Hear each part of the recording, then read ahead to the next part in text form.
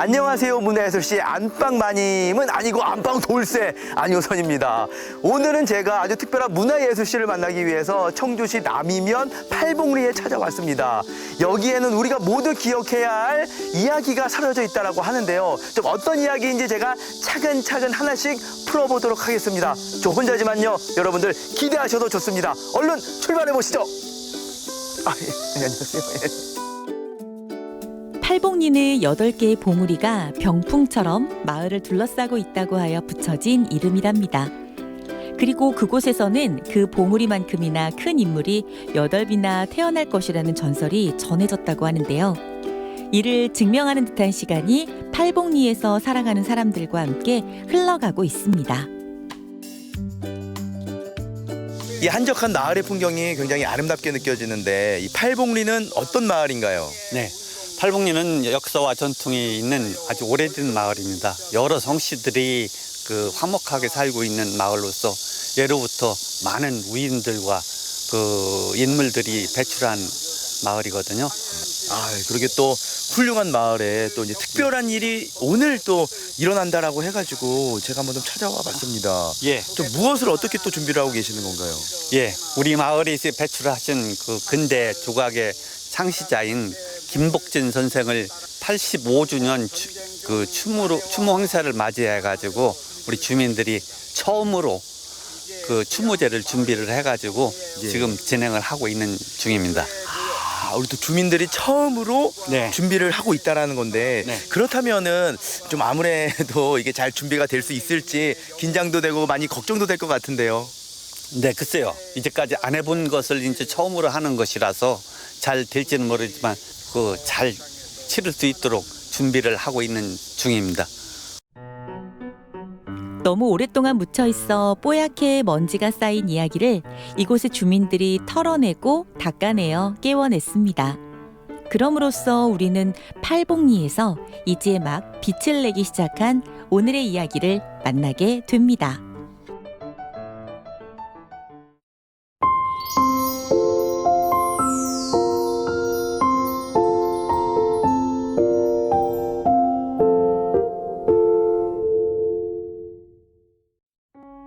김복진 조각가는 누구일까요? 태어남으로써 시작됐을 한 사람의 생애.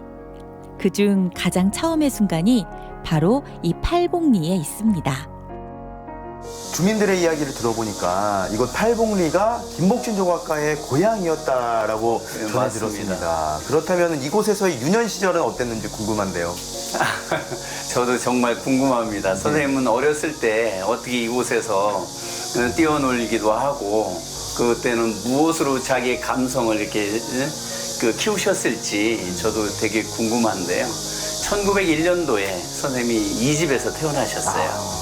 그리고 선생님은 이곳에서 12살까지 사셨는데 근데 이곳에서 12살까지 사시면서 여기서만 사신 거는 아니에요.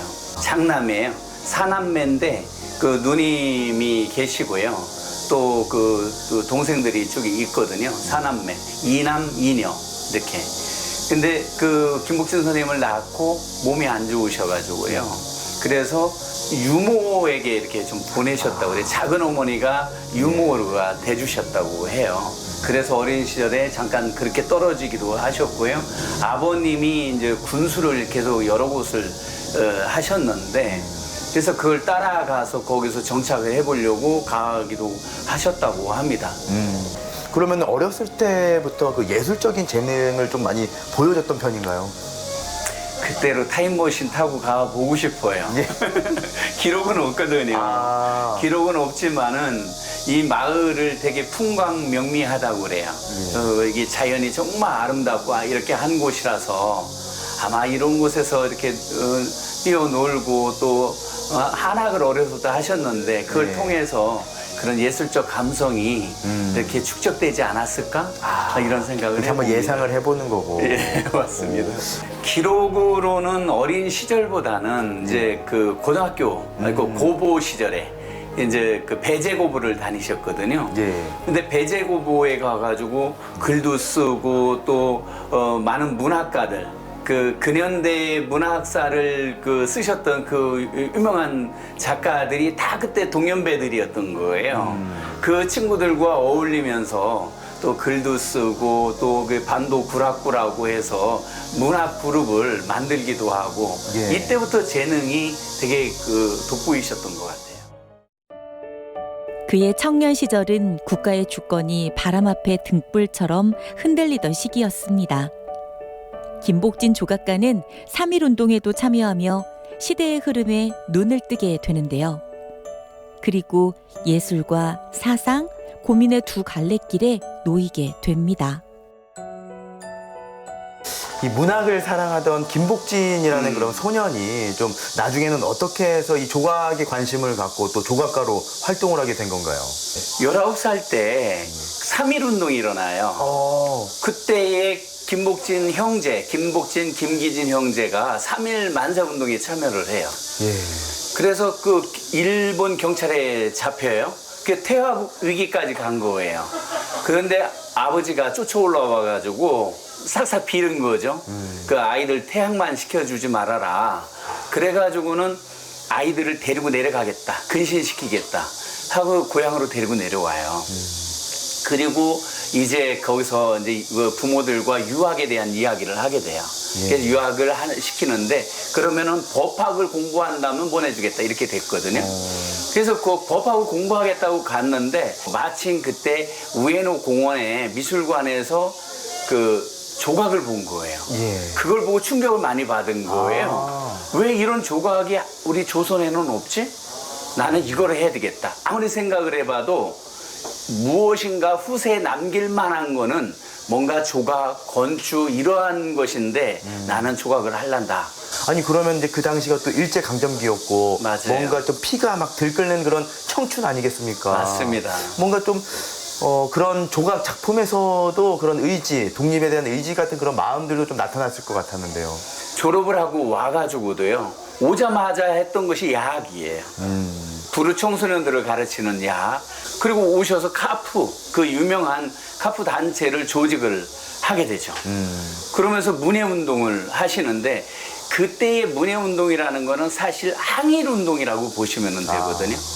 그 작품 중에 모든 게 항일 어떤 정신이 있지만은 소년이라는 작품이 무척 유명해요.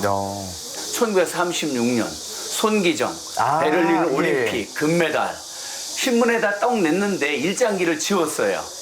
동아일보, 중앙일보 두 개가 폐간이 됐어요. 그래서 김복진 선생님이 문예부장으로 지내시다가 그만두시게 됐죠. 그걸 잊지 못하시고 소년이라고 하는 손기정 선수를 모델로 한 작품을 만드시게 돼요. 그러면 또 일장기를 또 어떻게 하지? 태극기로 윗도리를 벗겼어요. 아예 그냥. 예. 얼마나 지우고 싶은 가슴 아픈 흔적이기 때문에. 맞습니다. 항일 정신, 독립 정신이 얼마나 그 간절했는지를 그 작품을 보면 나타납니다. 김복진은 한국 최초라는 수식어가 붙는 선구적인 예술인이었습니다. 한국 최초의 조각가이면서 한국 미술 비평의 첫 스승. 토월애로 신극운동을 새로 세운 연극인. 조선 프롤레타리아 예술가 동맹을 창립한 사상가였습니다. 저는 그분의 정신이라고 생각을 합니다. 많은 작품도 있지만은 그분은 그 19살에 독립운동에 뛰어들으셨고요. 또 23살에 토월애를 만들어서 신국운동을 통해서 항일 정신을 민중 속에 심으려고 실천을 하셨던 분이시고요. 또 25세는 카프 조직을 만들어서 그것을 통해서 그 엄혹한 시절에 조선인의 기계를 꺾이지 않게 만들어 주셨던 분이셨고요. 그리고 교육을 통해서 끊임없이 후진들을 양성하셨던 것도 당신의 조각가로서의 예술가로서의 작품도 중요했지만은 민족의 정신을 이어가는 것이 더 중요하다고 생각을 하시는 분이었기 때문에 저는 이 정신을 잊지 말아야 된다 생각을 합니다.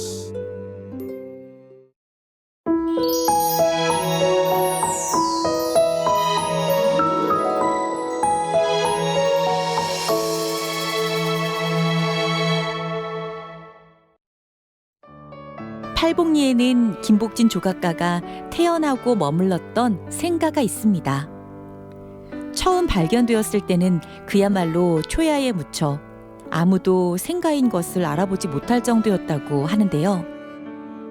이곳 팔복리에 김복진 조각가의 생가가 있다라는 사실은 제가 봤을 때는 거의 아는 사람이 없었을 것 같아요. 맞아요. 맞습니다. 생가가 처음 발견된 것이 40년 전이에요. 지역 작가 정창훈 조각가가 묘소하고 생가를 같이 이렇게 그때 찾아내셨어요. 그때는 생가에 대한 관심이 컸어요. 그래서 지역 작가들이 여기다 표지석을 마당에다가 세우기도 했고요. 그런데 그것이 그 몇 년 반짝하다가 관심이 어떻게 좀 줄어들게 됐어요. 예. 그러면서 찾는 이가 어느 때부터 없어지고 그러고서 잊혀진 지가 30년이 훨씬 넘은 거죠. 그러면 이제 그 잊혀진 지 30년이 지나고 나서 어떻게 또 발견이 되고 또 이제 복원이 됐는지. 사실 주민들은 알고 있잖아요. 알고는 있어요. 예, 주민들은 항상 알고 있는데 이것을 어떻게 할 수가 없다가 예. 작년 가을, 늦가을에 저희들이 어떤 계기가 있었어요. 그래서 그러면 우리가 여기를 좀 청소도 좀 하고 여기를 한번 정리를 해보자 하고 주민들이 같이 마음을 모으게 됐죠. 그때부터 여기 붙어 있는 것들도 떼어내고 또 주변도 청소도 하고 그리고 보수도 하고 그래서 지금은 복원이라기보다는 예. 보존. 보존. 네, 현재 상태를 그대로 보존해서 더 무너지지 않도록 지켜가는 것이 중요하다 이렇게 생각을 하고 있습니다. 현재의 생가 소재지 주소에 김복진이라는 이름이 적힌 일제강점기 토지 원장이 발견되고 선생이 태어난 해가 쓰인 상량문도 드러났습니다. 이곳은 명백한 김복진 선생의 생가입니다. 우리 주민들이 누가 시켜서가 아니라 이제 본인들의 의지대로 스스로 좀 보존이 필요하다라고 생각을 하셔가지고 이제 마음을 모으신 거잖아요. 그러면은 맞습니다. 또 앞으로 또 더 활용이 잘 됐으면 좋겠다라는 생각들도 많이 하셨을 것 같아요. 보존에 그치지 않고. 맞습니다. 이거를 문화 콘텐츠로 해서 우리가 뭔가 발전을 시켜보자. 뭔가 이분이 다시 우리 고장 사람이라는 거를 알릴 수 있도록 한번 해보자. 이렇게 시작을 했던 거죠. 그래서 여기에서 전시도 하고요. 예. 토론회, 포럼, 세미나 뭐 이런 것들도 자주 하고 주민들이 회의도 하고 모임도 여기서 많이 가져요. 그러다가 올해 5월 달에요. 예. 5월 그 17일부터 25일까지 팔복리 김복진 조각 페스타를 열게 됐던 거예요. 그래서 전국에서 유명한 작가님들 예. 그 40명이 참여를 해주셔가지고요. 여기에서 조각 페스타를 아주 성황리에 마쳤습니다. 어떻게 보면은 작은 시골 마을에 이 김복진 조각가라는 인물을 통해 가지고 여러 가지 이야기들이 확장이 되면서 더 많은 사람들이 이곳을 방문하게 되고 또 이 마을 사람들은 또 김복진이라는 인물에 대해서 더 널리 알릴 수 있게 된 계기가 된 거네요. 맞습니다. 그때 찾아와 주신 분들도 한 2천여 명 됐거든요. 놀랍죠? 예. 그러고 작가님들이 40분이 참여를 하셨다고 했지 않습니까? 근데 컨셉이 독특했어요. 이곳 생가에서도 했지만은 마을의 집집마다 그 봄철이면 사용하지 않는 건조장이 있어요. 그렇죠. 담배 건조장. 예. 그 건조장을 활용해가지고 건조장 미술관이라고 해서 15개의 미술관을 개관을 했었습니다. 15개의 미술관이라고 얘기를 하시니까 뭔가 되게 거창한 느낌인데 엄청 또 알고 거창하죠. 보면은 또 이제 건조장을 활용을 해가지고 예, 맞습니다. 마을 곳곳에 있었던 오래된 그런 이제 건물들을 통해 가지고 전시장, 미술관을 만들었다는 것 자체가 굉장히 대단하다. 생각이 어떤 다릅니다. 발상의 전환이다라는 게 느껴집니다. 그때 그 바람에 예. 정말로 전국에서 많은 분들이 거기가 김복진 선생님이 태어나신 곳이야? 그런 마을이 있었어? 김복진 선생님이 조각가였었어? 우리나라 최초에? 이것이 너무 많이 알려졌었죠. 예. 지금은 전국에서 아마 모르는 분 거의 없을 거예요. 지식인이라면. 네. 또 복진 그리고 팔봉 뭔가 이름의 조화가 잘 어울리는 듯한 잘 그런 어울리죠. 느낌입니다. 올해는 김복진 선생의 서거 85주기입니다. 이에 대한 추모제가 3부 형식으로 진행되었는데요. 1부는 이 생가에서 10여 명의 작가들이 3박 4일간 캠핑을 하며 제작한 작품을 선보이는 아카이빙 전시입니다. 김복진 조각가의 생가에서 직접 또 작품을 만들고 전시까지 하고 계시잖아요. 굉장히 의미 있는 일이 함께 하고 계시는데 전시되어 있는 이 작품은 또 어떤 주제로 작품을 전시하게 된 건가요? 이 작품은 내가 가진 세 가지라는 제목의 작품인데요. 제가 식물을 되게 좋아하고 식물을 주제로 이렇게 작업도 이어나가고 있는데 이 박지란의 특징이 세 가지의 잎이 있는데요. 예. 그 포자잎이 있고 생장잎이 있고 영양잎이 있어요. 예. 그 중에서 저는 이 생가에서 김복진 선생님을 좀 의미할 수 있는 오브제를 찾아서 그쪽에 영양잎이 나무에서 자라게 되는데요. 그 나무에서 어떻게 보면 기생하는 것 같지만 기생하진 않고 착생해서 자라는 식물이거든요. 그래서 그 모습을 좀 모티브 삼아서 이렇게 작업을 해봤습니다. 아, 그냥 뭐 내가 만들고 싶은 그런 작품이 아니라 김복진 조각가님과 연관을 지어가지고 그 의미를 담아가지고 작품을 만드신 거네요. 네. 현대 조각가들이 팔복리에서 김복진 선생이 조각으로 펼쳐온 삶을 마주합니다. 한국 조각의 미래를 이끌어갈 이들의 작품에 김복진 선생의 정신이 담깁니다. 개별로 존재하던 조각의 과거, 현재, 미래가 이곳에서 이음을 이뤄냅니다. 이 작가님의 작품을 보니까 별을 주제로 작품을 만든 듯한 그런 느낌이거든요. 또 어떤 작품에 또 어떤 의미가 담겨져 있는 건가요?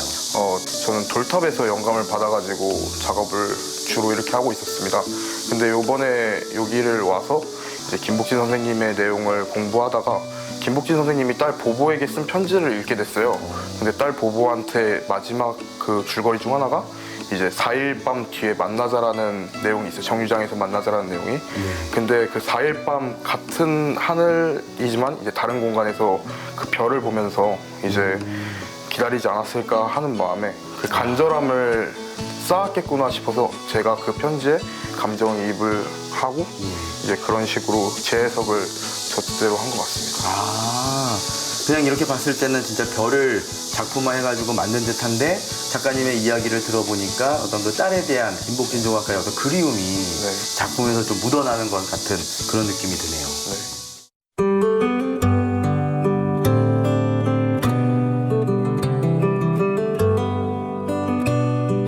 김복진 선생님이 현대 조각을 문을 열어주신 선생님이시잖아요. 그래서 저는 까마득한 후배 작가로서 어떻게 여기 생가에 좀 생활을 하면서 김복진 선생님의 숨결도 느껴보고 그리고 앞으로 제가 작업하는 데 있어서 김복진 선생님의 좀 그런 열정과 패기를 좀 이어가고 싶은 그런 작가가 되고 싶습니다.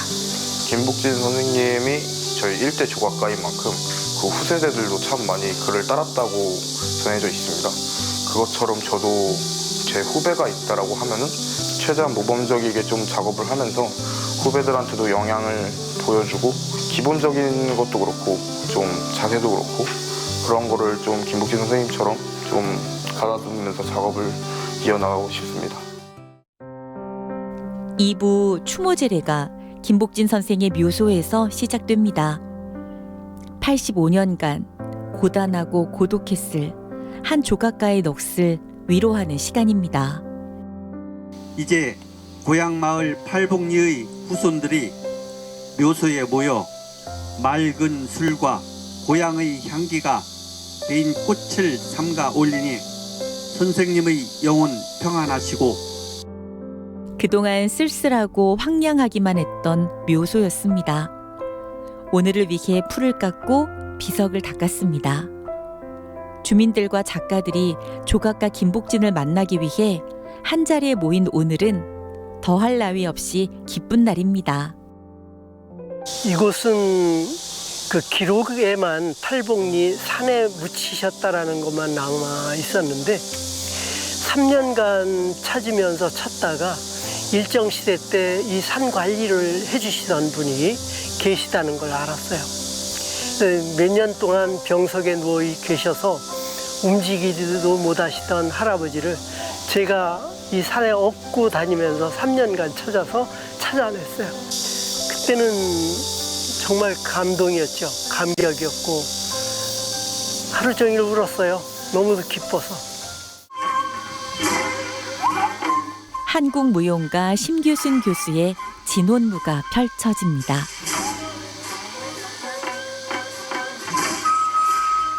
그리고 심화로 낭송회에 헌시가 이어집니다. 우리네 바보들은 36년을 웃거나 울거나 끙끙대거나 백화 치맛결 빚어내던 손끝으로 팔복리에서 계속해서 이어질 추모 제례입니다. 잊히지 않을 처음이 이렇게 치러졌습니다. 우리 마을 주민들이 정성스럽게 준비한 추모제가 이제 막 끝이 났습니다. 좀 어떤 마음으로 함께 하셨나요? 네, 주민의 한 사람으로서 우리 너무 이제까지 소홀히 했던 점을 좀 다 싹 씻겨 내려가는 듯한 그러한 마음이었습니다. 우리 김복진 선생께서 앞으로는 지하에서라도 많은 후원을 해주셨으면 하는 그러한 마음입니다. 그전에는 관심 있는 사람들만의 일이었다고 하는데 그는 누구의 일이 아니라 모두의 일이라는 것, 그리고 함께 한다라는 그런 의미가 마을 사람들이 중심이 되어서 또 조각가들, 예술가들만의 일이 아니었음을 분명하게 해주는 오늘이어서 너무도 기쁩니다. 3부로 이어지는 추모 포럼에서는 김복진 선생의 예술과 인간이라는 주제로 그리고 팔복리의 미래와 비전에 대한 자유로운 토론이 이루어졌습니다. 이 대화의 장이 그가 바라고 꿈꾸던 모습 아니었을까요? 이렇게 추모제에서 끝나지 않고 또 포럼까지 진행이 되고 있는데 오늘은 여기에서 또 어떤 이야기들을 나누게 될까요? 네, 저는 조각가이기도 하고 그리고 현재 서울시 조각도시 서울 예술 감독을 맡고 있기도 합니다. 근데 이제 작가의 관점에서 보거나 아니면은 어떤 그 작업과 인간의 삶 이런 경계에 대한 것들을 좀 두루 아우르는 개념으로 오늘 좀 발표를 하려고 하고, 어떻게 보면은 그 김복진 선생님은 삶과 예술이 하나의 일치되는 삶을 살았다, 이런 관점에서 보면 이 팔복리라는 시골 마을이잖아요. 근데 여기에 뭐 건조장 미술관이나 이 마을에 약간 도시 재생적인 의미로 발전할 수 있을 거라고 저는 생각을 합니다. 그래서 조각의 성지 그리고 향후에 뭔가 이렇게 국내외적으로도 어떤 선례가 될 수 있는 긍정적인 사례를 사업화, 어때 모델화 할 수 있지 않을까 생각을 합니다.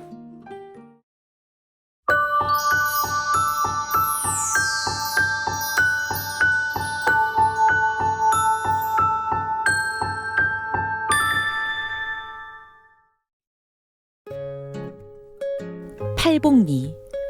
이곳은 한 예술가의 태동을 품었고 키워냈습니다.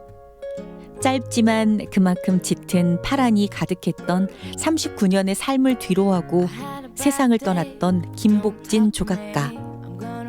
단절됐던 그의 시간이 이곳에서 다시 흘러갑니다. 앞으로의 시간 속에선 무엇이 다시 피어나게 될까요? 분명히 무언가가 이루어질 미지로부터의 기대를 팔복리에 걸어봅니다. 안녕하세요. 문화예술시를 촬영하면서 매주가 저에게는 굉장히 특별한 시간으로 다가오거든요. 그런데 오늘은 왠지 그 특별함이 더 크게 다가오는 듯한 그런 느낌이었습니다. 자, 앞으로 많은 분들에게 김복진 조각가와 팔복리가 좀 어떻게 기억되길 바라시나요? 김복진 선생님은 우리 고장의 정말 위대한 천재 조각가셨어요. 지역의 문화유산이라고 할 수가 있고요. 문의 자산이라고 할 수가 있습니다. 이 자산의 가치를 우리가 이제는 후손들에게 정말 문화관광 산업으로까지 물려줘야 될 이유가 가치가 충분하다고 생각을 합니다. 그래서 주민들이 지금 열심히 이곳을 한국 조각의 성지로 만들기 위해서 노력을 하고 있거든요. 시민들이 또 행정에서 참여를 해 주셔서 이곳이 한국 조각의 발상지요, 한국 조각의 성지가 될 수 있도록 이끌어 주셨으면 정말 감사하겠습니다. 우리 또 회장님의 마음뿐만이 아니라 팔공리 주민들의 마음을 담아서 저희가 진짜 한국 조각의 성지가 될 수 있도록 우리 안녕하세요 문화예술시에서도 열심히 응원하고 또 함께하도록 하겠습니다. 자, 마무리하시죠. 둘, 셋. 안녕하세요 문화예술시. 다음 주에 또 만나요. 여기는 한국 조각의 성지 팔봉리입니다.